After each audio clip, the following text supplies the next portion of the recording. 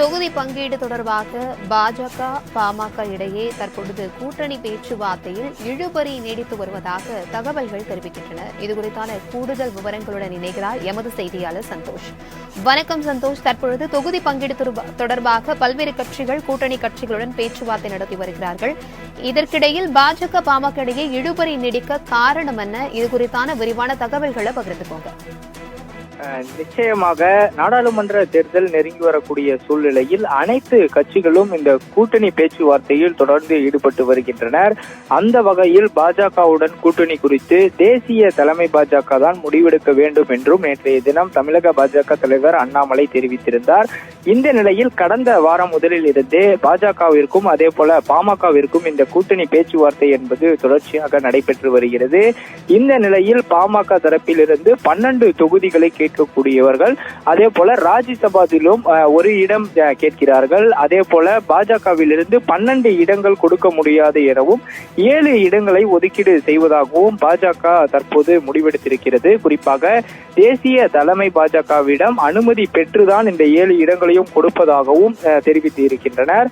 ஆனால் இதற்கான அந்த 7 இடங்கள் என்பது தற்போது போதவில்லை என்றும் தங்களுக்கான அந்த இட ஒதுக்கீடு என்பதனை கூட்டணியில் இருப்பதனால் எங்களுக்கு 12 தொகுதிகளை நிச்சயமாக கொடுக்க வேண்டும் என்றும் தொடர்ச்சியாக தெரிவித்து வருகின்றனர்.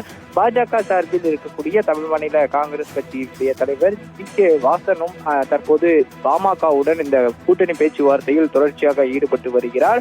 கடந்த 2 நாட்களாகவே ஜி.கே. வாசனும் பாமகவிடம் பேச்சுவார்த்தை நடத்திய போதிலும் கூட பாமக தங்களது நிலைப்பாட்டில் உறுதியாக இருப்பதாகவும் அவர்கள் தரப்பிலிருந்து தெரிவித்திருக்கின்றனர்.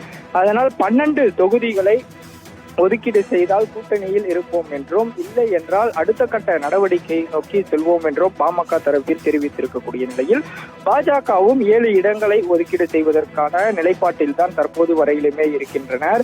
இந்த நிலையில் அவர்கள் ஒரு ராஜ்யசபா இடமும் கேட்பதனால் அவர்கள் சற்று யோசனை செய்து பாஜக தேசிய தலைமையிடம் அனுமதி பெற்றுதான் பேச்சுவார்த்தை நடத்திய பிறகுதான் சொல்ல வேண்டும் என்ற தொடர்ச்சியாக ஈடுபட்டு வருகிறது.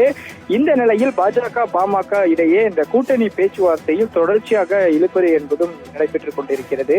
தற்போது 7 இடங்கள் ஒதுக்கீடு செய்யக்கூடிய நிலையில் பாஜகவும் 12 தொகுதிகளை ஒரே நிலைப்பாட்டில் கேட்பதாகவும் பாமக தரப்பிலிருந்தும் தகவல்கள் வெளியாகி இருப்பதும் குறிப்பிடத்தக்கது. தகவல்களுக்கு நன்றி சந்தோஷ்.